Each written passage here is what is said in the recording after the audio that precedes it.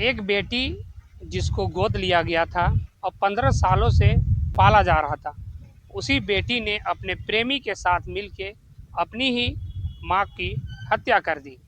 आइए बताते हैं कि पूरा मामला क्या है। ये मामला है रांची के डोरंडा का, जहां नाहिद परवीन 15 साल पहले एक बच्ची को गोद ली थी और उससे तमाम माँ का प्यार दे रही थी, उसे पाल रही थी। और सभी माँ की तरह उसकी भी इच्छा थी कि मेरी बेटी का विवाह जो है अपने पसंद के लड़के से किया जाए। और इसी से खफा होकर उसकी बेटी जो है, लगभग 16-17 साल की जो बेटी है, उनका नाम इसलिए नहीं बताया जा रहा क्योंकि वो नाबालिग है।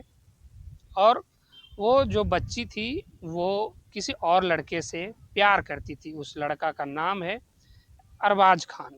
वो बिहार का रहने वाला है और उसी से वो प्रेम करती थी। प्रेम के दौरान वो उस लड़के को पैसा भी देती थी। पैसा इसलिए देती थी क्योंकि वो फिर प्रेम तो करती ही थी, साथ में जो अपनी माँ का जितना भी बैंक का एक्सेस था उसी के पास था।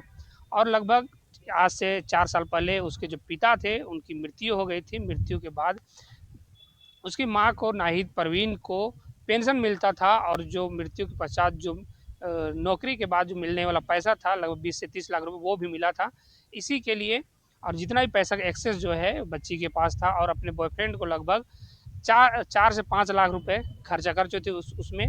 इसी को देखते हुए उसकी माँ नाहिद परवीन उसमें रोक लगा रही थी कि इस तरीके से तुम खर्चा नहीं कर सकती है, और अब हम जिससे बोलेंगे उसी से तुमको शादी करना पड़ेगा।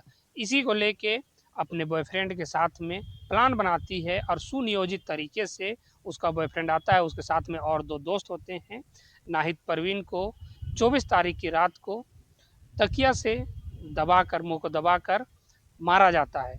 और एक ऐसा माहौल क्रिएट किया जाता है कि ये बाथरूम में फिसल के गिर गई है और गिरने से इसका मौत हो गया।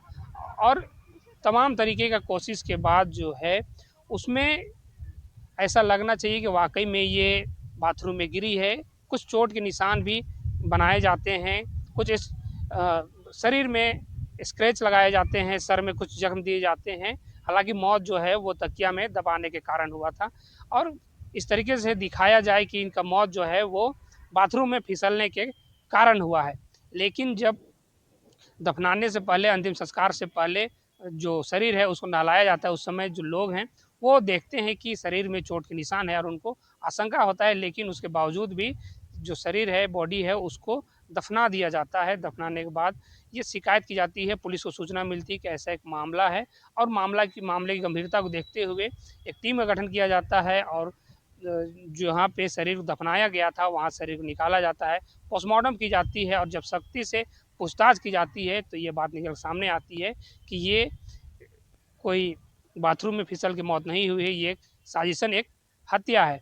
आइए जानते हैं कि रांची सिटी एसपी का इसमें क्या कहना है और तमाम चीज़ों को किस तरीके से अंजाम दिया गया उस बारे में रांची सिटी एसपी क्या कहते हैं। वो 24 तारीख को रात को बाथरूम में फिसलने से गिर के उनकी डेथ हो गई है। और ये उनकी जो बेटी है, उन्होंने रिलेटिव्स को, पड़ोसियों को और बाकी लोगों को 24 तारीख की रात को ये सूचना दी। पर चूंकि इनका जो परिवार था वो गोरखपुर से आने में उसको टाइम लग गया, इसलिए 25 तारीख को डीप फ्रीजर में रखवाया गया बॉडी को।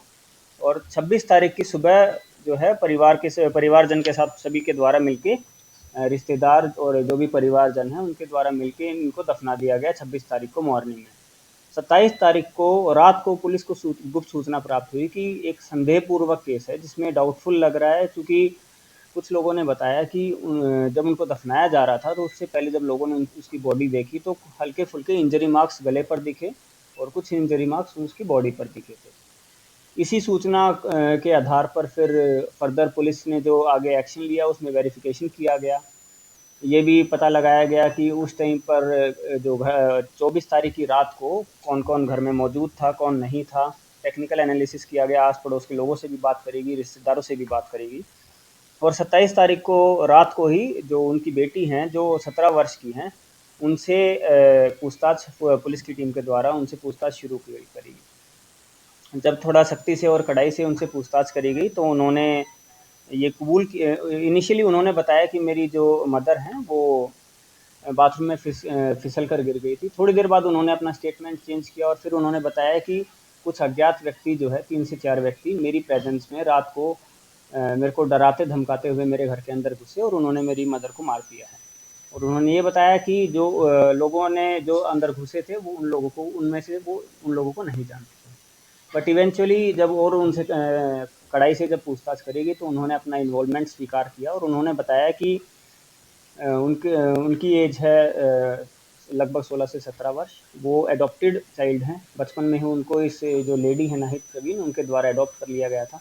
नाहिद प्रवीण जो विक्टिम है उनके हस्बैंड की डेथ 4 साल पहले हो चुकी थी। और उन्होंने ये बताया कि उनका एक बॉयफ्रेंड है जिसका नाम है अरबाज़ खान। उन्होंने बताया कि उन्होंने अरबाज़ खान के साथ मिल के जो है अपनी मदर की जो है हत्या कर दी है। और अरबाज़ खान के साथ उनके 3 साथी भी आए थे। 24 तारीख की रात को उन्होंने ही पूरा प्लान बनाया था। उन्होंने ही एंट्री करवाई थी बिल्डिंग में और उसके बाद उन्होंने तकिया से उनका सफोकेट करके उनको मार दिया गया उनके साथियों के द्वारा। रात को मारने के बाद घर पे उन्होंने खाना वाना भी खाया है और उन्होंने ये भी बताया कि जो खून से लदी हुई चद्दर जो है वो उन्होंने छुपा दी है बेड के नीचे। तो जितने भी जो प्रदर्श हैं उनको पुलिस के द्वारा रिकवर कर लिया गया है। और इसमें जो लड़की हैं सिंस उनकी एज 18 से कम है तो उनको जुवेनाइल करेक्शनल होम भेजा जा रहा है। और 2 अक्यूज़्ड को गया से गिरफ्तार किया गया है। समीर खान बीश्वर जो उनके प्रेमी के दोस्त हैं और जो उनके प्रेमी हैं अरबाज़ खान, इन दोनों को बिहार से रांची पुलिस के द्वारा गिरफ्तार कर आगे न्यायिक अभिरक्षा में भेजा जा रहा है। कितने लोग हत्या की वजह क्या था? बेटी ने ये पूरी साजिश रची, क्यों? इसमें चूँकि जो लेडी हैं, जो विक्टिम हैं, गेट खोल दो अंधेरा हो रहा है। जो लेडी हैं, जो विक्टिम जो हैं, उनके हस्बैंड पहले सरकारी नौकरी करते थे और डेथ के बाद उनका एक जो ग्रेच्युटी अमाउंट है वो उनको मिला था कुछ लगभग 20 से 30 लाख या उससे भी ज़्यादा मिला था। और साथ ही साथ उनकी मंथली पेंशन आती थी। तो ये जो चूँकि ये उनकी इकलौती बेटी थी वो भी अडॉप्टेड, तो ये उनका अकाउंट का उसके पास काफ़ी आराम से एक्सेस था। ये काफ़ी खर्चा अपने बॉयफ्रेंड के ऊपर करती थी। बॉयफ्रेंड को एक्सपेंसिव गिफ्ट दिलवाती थी या फिर जितना भी उनका जो पेंशन अमाउंट था उसमें से भी खर्चा करती थी और जो ग्रेच्युटी या जो भी उसके खाते में जो पैसा मिला था उनकी डेथ के बाद उससे भी ये खर्चा करती थी। तो रिसेंटली क्या हुआ था, रिसेंटली उसकी माँ एक तो दूसरी जगह शादी की इनकी प्लानिंग कर रही थी और उन्होंने रोक-टोक लगा दी थी कि मेरे अकाउंट से तुम ऐसे अननेसेसरी का खर्चा नहीं करोगे। तब लड़की ने ही पूरी प्लानिंग बनाई अपने बॉयफ्रेंड के साथ मिलके और फिर चूँकि नॉमिनी जो है उनकी जितने भी बैंक अकाउंट्स हैं उसमें नॉमिनी वही थी। तो इसी पैसे के लालच में और अपने बॉयफ्रेंड के साथ रहने के एवज़ में उन्होंने अड़चन हटाने हेतु अपनी माँ की हत्या कर दी। बॉयफ्रेंड कहाँ का रहने वाला था सर? बॉयफ्रेंड गया का रहने वाला है। दो के अलावा सर और भी इन्वॉल्व है?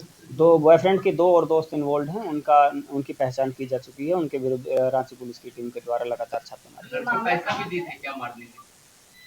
लड़की ने पैसा मारने के लिए नहीं दिया है। लड़की ने नॉर्मल जो अपने बॉयफ्रेंड को जो ट्रांजैक्शन करती रहती थी वो उस पैसे का ट्रांजैक्शन का प्रूफ हमारे पास आया। कितना किया था ट्रांजैक्शन? बॉयफ्रेंड से मुलाकात कब हुई थी? उस चीज़ के बारे में जो मुलाकात है वो काफ़ी पहले मुलाकात उनकी हो रखी थी और उसके बारे में वो हम अभी नहीं बता सकते हैं चूँकि 2 अभियुक्तों की गिरफ्तारी अभी बाकी है। कितना ट्रांजैक्शन किया है, पैसा कुछ है?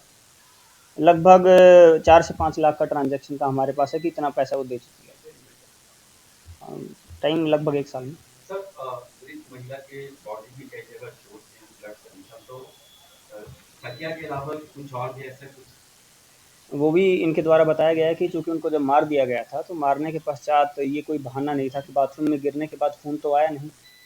तो खून दिखाने के लिए कि खून आया था और बाथरूम में गिरी थी तो उनकी जो लेडी की जो बॉडी है उस पे कुछ कट्स लगाए गए थे, सिर पे भी कुछ हल्की-फुल्की चोट मारी गई थी और वही खून से लदी जो चद्दर है उसको पुलिस के द्वारा सीज किया। ठीक है सर।